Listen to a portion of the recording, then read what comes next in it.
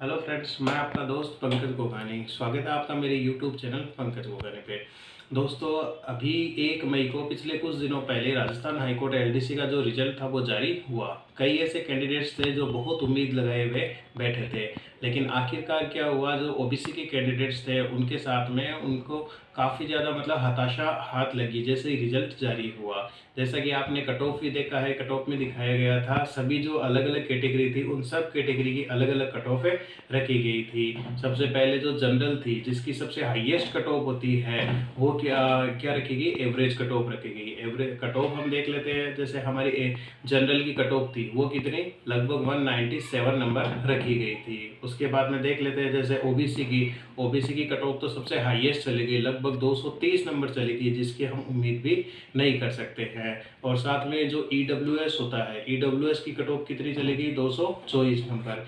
Even SC की जो cut off थी, जो कि ओबीसी जनरल इन सब से बहुत नीचे होती है, वो ही क्या चलेगी, जनरल से आगे चली गई। लगभग 202 नंबर या 204 नंबर थी, लगभग इसके आसपास कट ऑफ चली गई। तो ये तो काफ़ी अन्याय हो गया है। तो ये देखो, कहीं ऐसा नहीं लगता कि ये कई सारे जो कैटेगरी के जो वर्ग हैं, जो ओबीसी हो गया, एससी हो गया, ईडब्ल्यूएस हो गया, वो इस रिजल्ट से बहुत ज़्यादा हताश हुए हैं। कहीं उनके साथ अन्याय तो नहीं हुआ है। राजस्थान हाई कोर्ट को अपने रिजल्ट से संबंधित एक बार इस चीज़ को दोबारा से सोचना चाहिए कि कहीं उन कैंडिडेट्स के साथ में रिजल्ट में अन्याय तो नहीं हो गया है। अब हर बार हमने देखा है कि जो जनरल की कट ऑफ होती है वो सबसे हाईएस्ट होती है ओबीसी की, ये सब कैटेगरी से हाईएस्ट होती है, लेकिन इस बार हमने देखा कि ओबीसी की सबसे हाईएस्ट चली गई। और इवन अगर अपन देखें तो जनरल और जो ओबीसी है उनके अंदर काफ़ी सारा डिफरेंस है, 196 मार्क्स और 230, लगभग 34 नंबर का डिफरेंस। ये तो बहुत ज़्यादा ह्यूज डिफरेंस हो गया है। और साथ में अगर देखें जैसे ईडब्ल्यूएस वाले कैंडिडेट्स थे, उन्होंने ईडब्ल्यूएस का अपना कोटा क्यों लिया, क्यों अपने सर्टिफिकेट बनाए, इसीलिए ताकि जनरल की कट ऑफ उससे कुछ ना मार्क्स कम आए और हम थोड़ा बहुत सिलेक्शन ले सके, इसीलिए तो बनाया।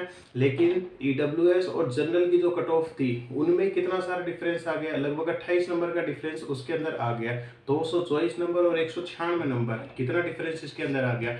क्या ईडब्ल्यूएस वालों ने अपना जो सर्टिफिकेट था वो इसीलिए बनवाया था ताकि इतनी कट ऑफ के अंदर डिफरेंस आ जाए? ये तो बहुत गलत हो गया उनके साथ में भी। तो क्या उनको ऐसा नहीं लग रहा है, या फिर बहुत सारे ऐसे कैंडिडेट्स हैं उनको ऐसा लग रहा है कि हमें भी काश जनरल से ही अप्लाई कर देना चाहिए था, अगर हम होते जनरल से अप्लाई कर देते तो शायद आज हम टाइपिंग की दौड़ के अंदर होते। ओबीसी वाले हैं उन कैंडिडेट्स को भी ऐसा क्यों लग रहा है कि अगर हम जनरल से अप्लाई करते तो शायद आज हम सिलेक्शन की दौड़ के अंदर जरूर होते। तो जो रिजल्ट जारी हुआ है उससे बहुत सारे कैंडिडेट्स हैं, स्पेशली जो ओबीसी हो गया, ईडब्ल्यूएस हो गए, वो बहुत हताश है। तो इस बारे में राजस्थान हाईकोर्ट को दोबारा से एक बार सोचना चाहिए कि कैंडिडेट्स के साथ में कहीं अन्याय तो नहीं हो गया है। अब देखिए, आपको पता है अभी कुछ सालों पहले 2017-18 आरएएस की बात है। आरपीएससी बोर्ड ने जो एग्जाम करवाई थी उसके अंदर क्या हुआ था, इसी तरह का एक मामला था जिसमें आरएएस प्री के अंदर क्या हुआ था, जो जनरल की कट ऑफ ओबीसी की कट ऑफ थी वो जनरल से ज़्यादा चली गई थी। जनरल की कट ऑफ रखी गई थी 78 मार्क्स के अप्रोक्सीमेटली, और जो ओबीसी की थी वो चली गई थी 98 के अप्रोक्स चली गई थी। लगभग 20 से 30 नंबर का डिफरेंस आ गया था। अब 20 नंबर के डिफरेंस के अंदर फिर हाई कोर्ट के अंदर गया मामला गया, तो फिर हाई कोर्ट ने पूरा संज्ञान लिया और उसके बाद में आरपीएससी जो बोर्ड था उस बोर्ड को बोला कि इन दोनों को क्या किया जाए, पैरेलल किया जाए। तो इस तरह से क्या गया, उसको रिजल्ट को वापस से मॉडिफाई किया गया, और जो ओबीसी के कैंडिडेट्स थे उनको भी वापस से 78 तक कट ऑफ लाके जनरल के बराबर, और बाकी जो कैंडिडेट्स थे उनको भी मेंस लिखने के लिए अनुमति दी गई। तो इसी तरह से कहीं ऐसा नहीं लग रहा हाई कोर्ट से कोई गलती तो नहीं हो गई ना। जब दूसरे डिपार्टमेंट से ऐसा हुआ, आरपीएससी बोर्ड से हुआ था, तो आरपीएससी को राजस्थान हाई कोर्ट ने वापस से आदेश दिया कि वापस रिजल्ट है वो जारी किया जाए, और उन कैंडिडेट्स को जिनके मार्क्स ज़्यादा है उनको भी इसमें इंक्लूड किया जाए। और अब इसकी खुद की बारी आई है तो इन्होंने साफ मना कर दिया है, कोई एक्शन नहीं हो रहा है। और टाइपिंग के लिए भी इवन जो कैंडिडेट्स थे उनके लिए टाइम टेबल जारी कर दिया है, डेट वगैरह जारी कर दी है। तो मेरी राजस्थान हाईकोर्ट से एक बार दरख्वास्त है कि एक बार इस मामले में उनको ज़रूर सोचना चाहिए, क्योंकि बहुत सारे ऐसे कैंडिडेट्स हैं जो इस बारे में काफ़ी मायूस फील कर रहे हैं, उनको काफ़ी नेगेटिव फील हो रहा है। क्योंकि जो कैंडिडेट्स थे जिनके लगभग 220 224 नंबर हैं वो बाहर हैं सिलेक्शन की दौड़ से,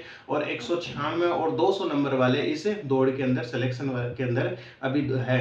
तो ये तो काफ़ी अन्याय हो गया कि ज़्यादा मार्क्स वाला बाहर है और कम मार्क्स वाला इसके सिलेक्शन की दौड़ के अंदर लगा हुआ है। तो इस मामले के अंदर ये तो बहुत गलत हो रहा है, अन्याय हो रहा है। तो इस तरह के मामले के अंदर राजस्थान हाई कोर्ट को एक बार ज़रूर सोचना चाहिए कि उन कैंडिडेट्स के साथ कहीं अन्याय तो नहीं हो गया ना। कोर्ट तो क्या करता है, सभी के साथ न्याय करता है, लेकिन इस तरह से अन्याय क्यों हो रहा है, तो एक बार रिजल्ट के बारे में ज़रूर सोचना चाहिए। अब जो भी कैंडिडेट्स है उनकी क्या राय है इस मामले के बारे में, वो आप अपने जो भी विचार है वो इस कमेंट बॉक्स में लिख के मेरे को ज़रूर बता सकते हैं।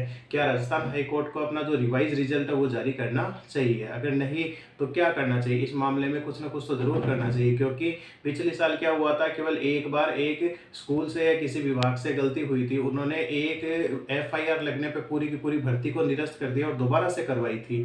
तो कहीं रिजल्ट के अंदर तो ऐसा नहीं हो गया कि अन्याय हो रहा है या उन कैंडिडेट्स के साथ में इस तरह से हुआ है। तो उस तरह से जो राजस्थान हाई कोर्ट है उनको इस बारे में ज़रूर सोचना चाहिए।